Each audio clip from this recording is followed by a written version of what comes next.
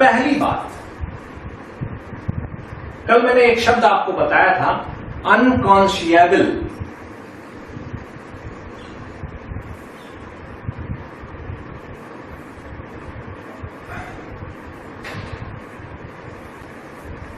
अनकॉन्शिएबल शब्द मैंने यूज किया था आपके लिए। तो अनकॉन्शिएबल बार्गेन्स आप कह सकते हैं,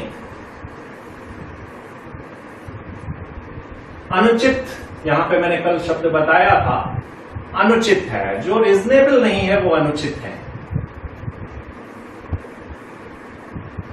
बार्गेन्स माने सौदेबाजी। हम गए हैं, हमें कुछ चाहिए, किसी कॉन्ट्रैक्ट में हमें इन्वॉल्व होना पड़ रहा है। ये अनकॉन्शिएबल अगर थोड़ा कठिन लग रहा है तो इसको आप अनफेयर भी कर सकते हैं। तो अनकॉन्शिएबल बार्गेन्स माने अनुचित सौदेबाजी। जैसे कि आपने देखा, मेंटल डिस्ट्रेस को अगर एक तरफ रखें तो आदमी, वो महिला गई है तो उससे 100% पे उधार दिया गया है, ठीक है। तो वही बात है, अनकॉन्शिएबल बार्गेन्स में क्या किया जाएगा, प्रिजम्पशन ऑफ अनड्यू इन्फ्लुएंस। जहां पे one of the party in contract is in position to dominate others will, जहां पे एक पक्षकार दूसरे के विल को प्रभावित करने की स्थिति में है, और कॉन्ट्रैक्ट इज अपरेंटली अनकॉन्शिएबल, दिखता है, दिख रहा है, कोई कॉन्ट्रैक्ट दिख रहा है कि अनकॉन्शिएबल है, दृश्यमान है, प्रत्यक्ष दिख रहा है कि इट इज अनकॉन्शिएबल, अनफेयर, क्योंकि दूसरे वाले ने अपनी स्थिति का फायदा उठा लिया है। वाजिद अली खान, ठीक है। इसमें क्या होता है कि जो मैंने बार बार बताया कि प्रूफ करने की क्या होती है, भार किस पे होता है, जो स्ट्रॉन्गर पार्टी होती है वो प्रूफ करेगी कि that was not affected by undue influence. Wajid Ali Khan versus Raja Ahvaz Ali Khan.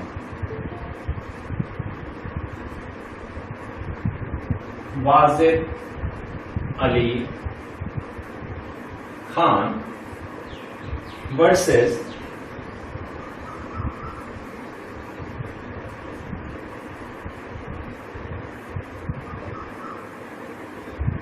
Ahvaz Ali Khan.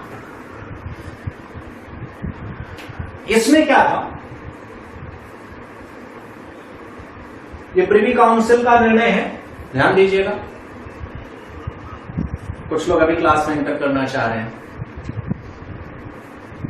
एक बूढ़ी महिला थी, old age women. Old age women जो थी, इसका एक देखभाल करने वाला, इसके प्रॉपर्टी का एक इसका एजेंट था, जिसको कह सकते हैं, जो इसकी प्रॉपर्टी को मैनेज करता था, तो उसको हम मैनेजिंग एजेंट कह सकते हैं।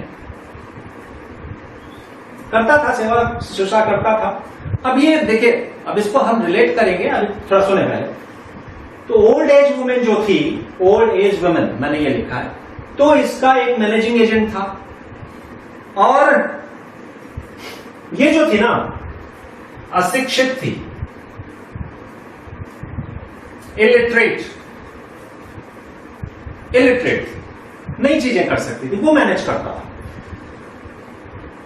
अब उसने कहीं ना कहीं उसके दिमाग में कुछ खुराफात आई है और कहा, एक उसके पास डीड ले जाता है और छोटे से, एक मामूली से कंसिडरेशन में उसको क्या कर सकता है, क्या कर लिया,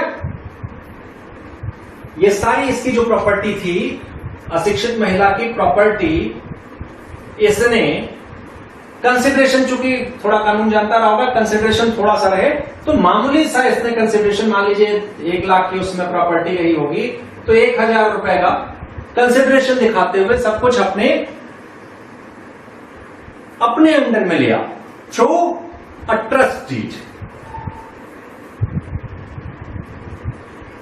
ठीक है, हमने ट्रस्ट डीड ले लिया आपसे, हम मैनेजिंग डायरेक्टर हो गए, मैनेजिंग ट्रस्टी हो गए, अब हम अपने हिसाब से उसको खेलेंगे, खाएंगे। इसको समझ में आया कि मेरे हाथ में तो कुछ नहीं रह गया, किसी ने बताया होगा जब कुछ समय बीता होगा। तो ये कोर्ट का सहारा लेने पे इसको कहा गया कि यहां अनकॉन्शियबलनेस, ये जो सौदेबाजी हुई है तुम दोनों में, ये कहीं ना कहीं अगर 1 लाख की चीज 1000 में जा रही है, हम लोग बाद में चर्चा करेंगे, आप अभी नोट करके रखें प्लीज, नोट करके रखें सारे पॉइंट्स। सर आवाज कट गई क्या थी? नहीं, मेरी आवाज कट गई थी यहाँ शिक्षित के बाद सर। ये इलिटरेट थी, अशिक्षित थी, और इसने अपने मैनेजिंग एजेंट को अपनी सारी संपत्ति, जो कि इसी का गेम था, एक ट्रस्ट डीड के तहत ट्रांसफर करा ली। ट्रांसफर नहीं करा ली, ट्रांसफर उसको नहीं कहेंगे, ट्रस्ट डीड में ट्रांसफर भी कह सकते हैं, और अपने अंडर में उसका सारा सुपरविजन आ गया। अब उसको जैसे भी मैनेज करना था, मैनेज करके अपना पैसा अपने पास रखता है, इनको तो थोड़ी सी कंसिडरेशन में निपटा दिया। अब ये जाती हैं कोर्ट में, तो कोर्ट में कहा गया, इसी बात का सहारा लिया गया कि प्रिजम्पशन ऑफ अनड्यू इन्फ्लुएंस किया जा सकता है। Presumption can be made that in this case the undue influence was used by managing agent। तो ऐसी अगर स्थितियां बनती हैं जहां पे दृश्यमान हो, प्रत्यक्ष हो, अपरेंट हो कि नहीं this bargain was unconscionable, then it must be treated that it was done in effect of undue influence। बस इतनी ही बात है। एक और इसी का अगर आप उदाहरण ही समझना चाहें तो मैं आपको एक केस और बता देता हूं अनकॉन्शियबल बार्गेन का। सॉरी, इसको मिटाना नहीं था, लेकिन कोई बात नहीं। अनकॉन्शियबल बार्गेन का एक और छोटा सा उदाहरण आता है चुन्नी कुंवर सिंह।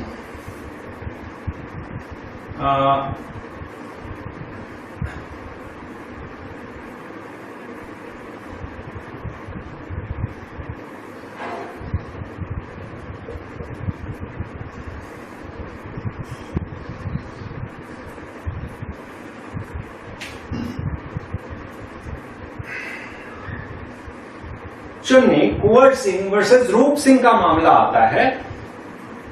इसमें कुछ ऐसा था कि इनकी प्रॉपर्टी जो थी, जो इसमें कह सकते हैं कि जो पीड़ित पक्षकार हैं, वो उनकी प्रॉपर्टी जो थी, इसमें एग्रीव्ड पार्टी जो मान लीजिएगा, एग्रीव्ड पार्टी जो थी, इसकी प्रॉपर्टी कहीं पे मॉर्गेज थी, दूसरे के हाथ में मॉर्गेज थी। कितने में? 3700, 3700 में।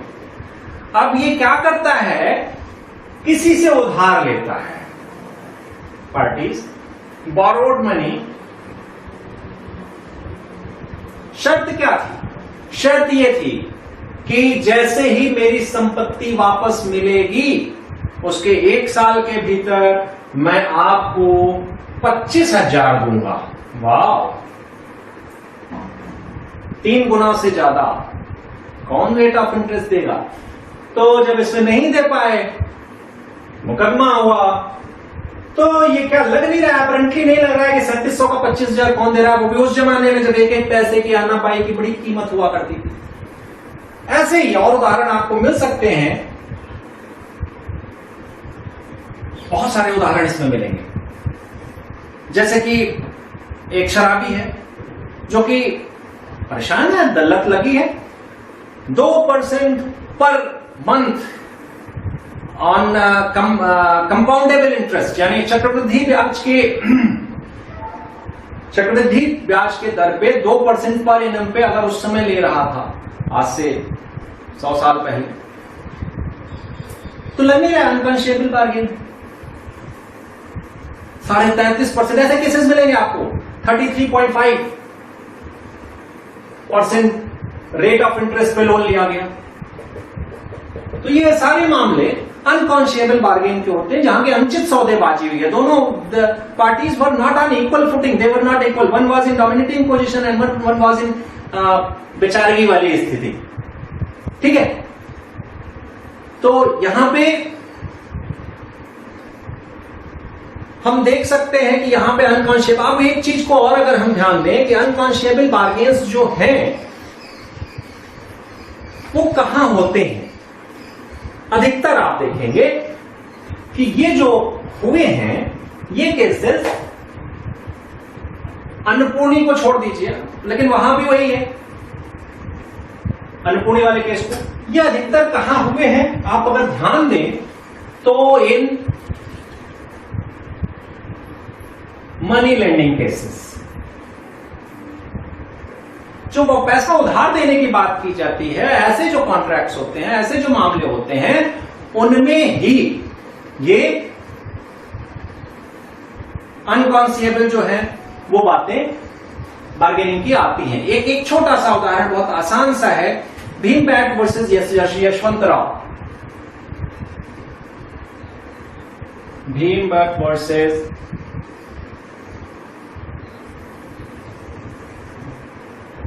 यशवंतराव का मामला, लगता है आज भी ये पूरा नहीं हो पाएगा, फिलहाल देखते हैं। इसमें क्या हुआ,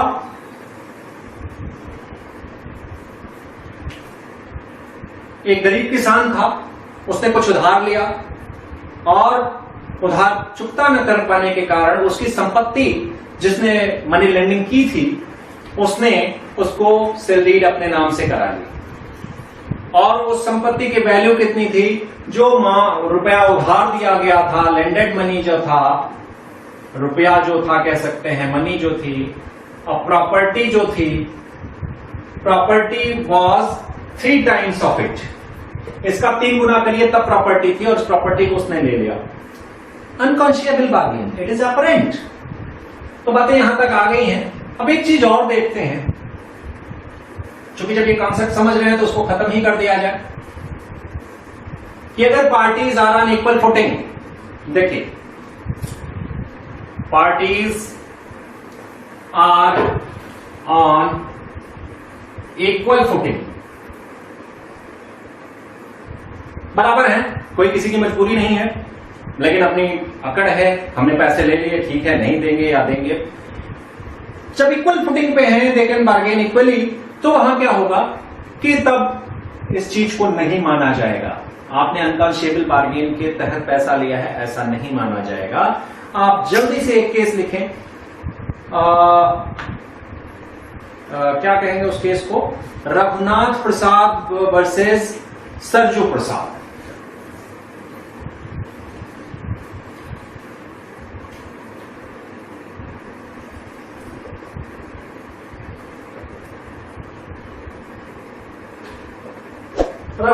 रघुनाथ प्रसाद वर्सेस सरजू प्रसाद। इस दोनों में मामला मैं जल्दी से बताना चाहता हूं आपको कि बाप बेटे थे, बाप बेटो जो कि अनडिवाइडेड फैमिली में था, मामला बहुत बड़ी प्रॉपर्टी का था और दोनों इक्वली हिस्सेदार थे। जो बाप था, बाप ने बेटे पे क्रिमिनल केस कर दिया, बेटा भी उसी बाप का था, उसने कहा लड़ लेंगे, भले ही सारी संपदा बेचनी पड़े। संपत्ति इनके पास पर्याप्त थी जिसका वो वारिस हो जाता, मालिक हो जाता, जब बंटवारा हो जाता। अब ये जाता है, पैसे उधार लेता है उस केस को परसू करने के लिए, और जो रेट ऑफ इंटरेस्ट होता है वो इतना ज्यादा होता है कि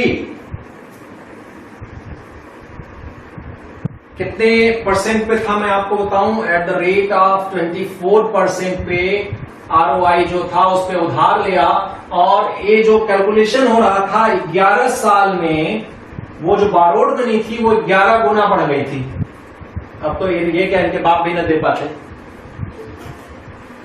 तो जब कहे कि अब इन्होंने सहारा क्या लिया, जिन्होंने उधार लिया था बेटे ने, कोर्ट में जब रघुनाथ प्रसाद ने कहा होगा कि पैसे मुझे वापस, मतलब मनी लेंडर जो था उसने कहा होगा कि पैसे मुझे वापस चाहिए, तो इन्होंने कहा, मैं कोर्ट में अपनी दलील क्या देते हैं कि देखिए भाई, पैसा इन्होंने दिया मैं मान रहा हूं, 24% पे मैंने लिया मान रहा हूं, लेकिन ये मेरी मजबूरी जानते थे। अब देखिए इसका गमरपन देखिए, कह रहे मेरी मजबूरी जानते थे कि मैं मानसिक रूप से परेशान हुआ, मेंटल डिस्ट्रेस उन्होंने यूज किया शब्द कि इन्होंने, मनी लेंडर ने मेरी मजबूरी का, मानसिक कष्ट का फायदा उठाया और उसके तहत मुझे पैसा इन्होंने दिया है, इसलिए इसको अनड्यू इन्फ्लुएंस माना जाए और मुझे इनसे बरी किया जाए। बैंक ने कहा ना ना ना, बहुत बड़े पैसे वाले हो तुम सोच समझ के लिए हो, तुम्हारी ईगो हर्ट हो गई थी, इसलिए तुम जाओ पैसा दो। तो यहां जो अनकॉन्शियबल बार्गेन हुआ, when the parties are on equal footing, money lender और ये दोनों बराबर थे लगभग पैसे के मामले में, मजबूत थे। अब इसको मजबूरी में फंस गया था तो प्रॉपर्टी बेच नहीं पा रहा था, तो ये मामला अटका यहां पे कि अनकॉन्शियबल बार्गेन नहीं माना गया। ऐसे ही बहुत सारे केस हैं। एक केस है कि अगर अनकॉन्शियबल गिफ्ट, यहां पे अगर बार्गेन की जगह गिफ्ट कर दिया जाए, तो एक केस है, आप ढूंढिएगा, ये आपका होमवर्क है, कि एक महिला थी, उसने अपने प्रॉपर्टी की देखभाल के लिए कोई नहीं था तो अपने एक रिश्तेदार लड़के को बुलाया, और लड़का क्या किया, वकील की सहायता से सोचा कि बुढ़िया जल्दी मरे, अरे सोने का अंडा देने वाली मुर्गी को काटो मत। इन केसेस से आप सीख लीजिएगा कम से कम। तो वो जो लड़का होता है आता है अरब से, मुस्लिम इसमें दोनों पक्षकार हैं, वो रिश्तेदार होता है उस बुढ़िया का, और अपने वकील की मदद से, जब उसने कुछ दिन सेवा की होगी, फिर वकील की मदद से उसने एक दस्तावेज तैयार कराया और अपनी सारी प्रॉपर्टी अपने नाम करा ली। तो क्यों दे रहा है भाई, बुढ़िया अभी जिंदा है, तुमको देखभाल की बुलाई थी, तुमको क्यों दे देगी पूरा पैसा? तो वो अनकॉन्शियबल गिफ्ट माना जा सकता है। तो ऐसी स्थिति में उसको भी नहीं माना जाएगा कि वो फेयर था, वो माना जाएगा कि अनड्यू इन्फ्लुएंस में वहां यूज हुआ है। अब देखिए, इनइक्वालिटी ऑफ बार्गेनिंग पावर्स, मैं जल्दी आज ये दोनों खत्म करूंगा, थोड़ा सा आप ध्यान दीजिएगा। अभी हम बार्गेनिंग पावर की बात कर रहे हैं ना, यहां अनकॉन्शियबल था, अब इसको एक शब्द अनकॉन्शियबल ही है, लेकिन इनइक्वालिटी, असमानता है, inequality of bargaining power, inequality, ये सेकंड नंबर है। अभी तक फर्स्ट पार्ट रहते हैं अनकॉन्शियबल बार्गेन, ये अनइक्वालिटी इन बार्गेनिंग पावर, बार्गेनिंग पावर जो क्या है, हिंदी में इसको कहेंगे सौदा शक्ति का असंतुलन, सौदा शक्ति का असंतुलन, यानी both parties are not on equal footing, इसको वहीं से आप जोड़ेंगे। और लॉयड्स बैंक वर्सेस बंडी का जो केस मैं बता चुका हूं, उसको इसमें आप बहुत प्रेम से डालिएगा, कोई प्रॉब्लम नहीं है। और एक केस में आपको और बताया हूं, सेंट्रल इनलैंड पावर कारपोरेशन, नहीं power transport, central inland water transportation, याद आया, corporation, water transport corporation versus Brajonath Ganguly. मैं आपको कॉन्स्टिट्यूशन में बार बार बताता हूं कि यह आएगा सेंट्रल इनलैंड, नाम लिख दे रहा हूं, मैं 2-3 बार इसको बता चुका हूं, इसलिए आज इस पर चर्चा नहीं करूंगा। Central inland water transport corporation, water transport CORPN versus Brajonath Ganguly.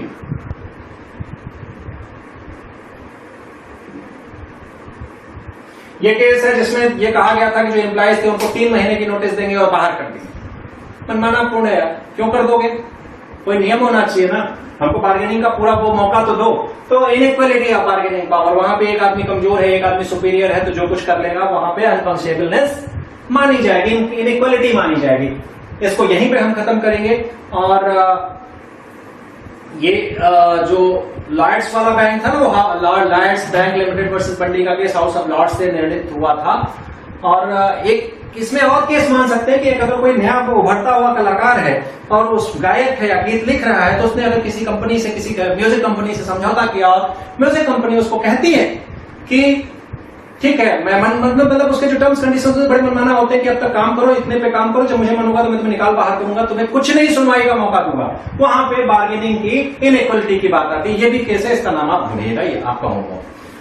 अब हम आते हैं कॉन्ट्रैक्ट्स विद पर्दा नशीन वुमेन। तीसरा और लास्ट यहां पे है कॉन्ट्रैक्ट्स विद पर्दा नशीन। तो मैं शॉर्ट में बताऊंगा केसेस, इसमें बहुत ऐसे इंपॉर्टेंट कुछ नहीं है। एक आपको जरा इसमें इंटरेस्टिंग बताऊंगा केस। इसमें यह है अगर पर्दा नशीन वुमन है, उसके साथ आपने सौदा किया है, तो वो अनड्यू इन्फ्लुएंस माना जाएगा। पर्दा नशीनता क्या होती है? मतलब कि वो पार्टली तो बाहर आ जा रही है, कहीं उसने गवाही दी है, कहीं रजिस्ट्रार के सामने गई है, लेकिन जब उसका अपना मामला आया तो बोल रही है मैं पर्दा नशीन हूं। That woman should be totally secluded from the जो कहेंगे कि social transactions. That woman will be called पर्दा नशीन, जो कि पर्दे में है, वो नहीं बाहर आती है। समाज में कुछ ऐसे अभी वर्ग अब भी हैं जिसमें पर्दा नशीनता चालू है। तो ऐसे वुमेन जो कभी कभी बाहर आती है, अपने कुछ काम कर रही है, फिर अधिकतर बाहर अंदर अपना रहती है, उसको ऐसा नहीं माना गया कि वो पर्दा नशीन मानी जाएगी।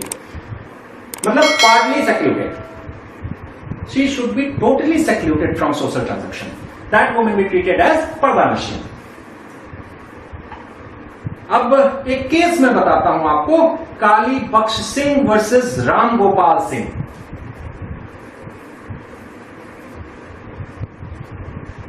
काली बख्श सिंह वर्सेस राम गोपाल सिंह। बड़ा इंटरेस्टिंग क्या है, थोड़ा बेवकूफी वाला केस है। इसमें एक महिला होती है, उसके पति की डेथ होती है। पति के डेथ होने के बाद 2 महीने के भीतर वो अपनी प्रॉपर्टी जो है किसको दे देती है? अपने जो उसका मुख्तार होता है, पहले मुख्तार होते थे जो मैनेज करते थे चीजों के, मुख्तार सन। मुख्तार क्यों दे रही हो भाई, क्यों दे रही हो? रीजन बिहाइंड था, ये मुख्तार जो था वो उसका उपपति था। पति माने पति के अलावा एक ऐसा कुछ जो रिलेशन है वो था।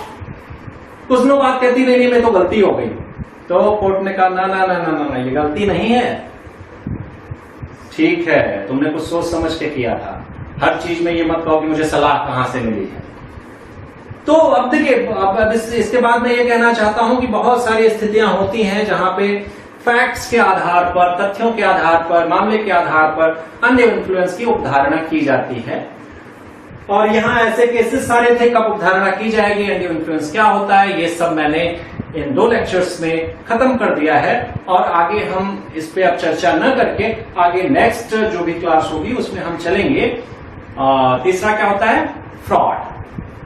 फ्रॉड जो स्वतंत्र सम्मति का एक कारक होता है जो कि प्रभावित कर सकता है स्वतंत्र सम्मति को, उस पर चर्चा करें।